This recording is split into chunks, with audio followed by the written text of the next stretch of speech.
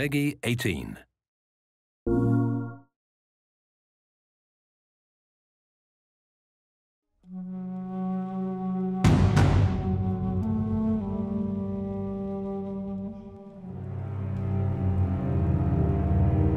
Don't make a sound.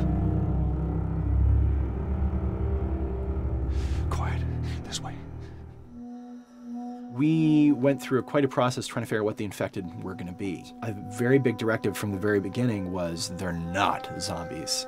The early inception for it really came from a BBC video we saw called Planet Earth, where they were talking about a cordyceps fungus. As soon as we saw it, we were intrigued by the idea of what if it jumped to humans? In what interesting ways would it take over a human body and then force it to spread that infection? And we figured that the real evil in the game is the fungus. It's not the people. We want to see what kind of choices a human makes under that kind of pressure. There's him. So as we're trying to develop the look of the infected, we went through so many different iterations, some that looked really alien and subhuman, some that looked just essentially like zombies, and we couldn't find like an original place for them.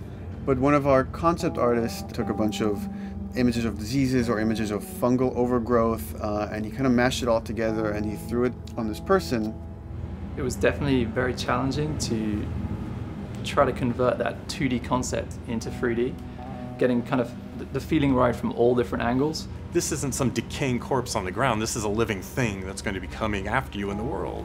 And it seemed so creepy and so unique that right away we gravitated towards it, and it's like, this is our base infected. Everything should kind of come out of this look.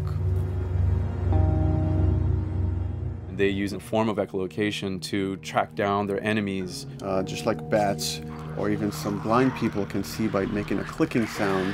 They're like, oh, what if they make this sound and now they can see in the dark?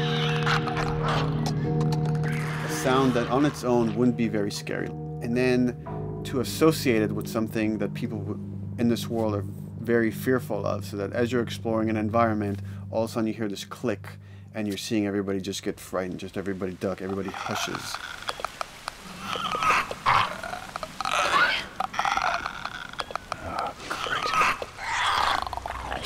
When the infected feels like it's going to die, it finds like a dark corner and it becomes part of the environment.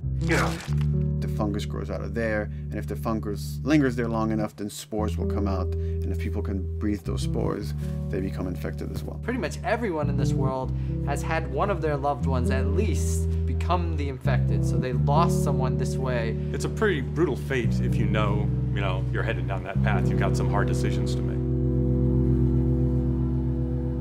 Yeesh. We actually made it. It's called luck. And it's gonna run out.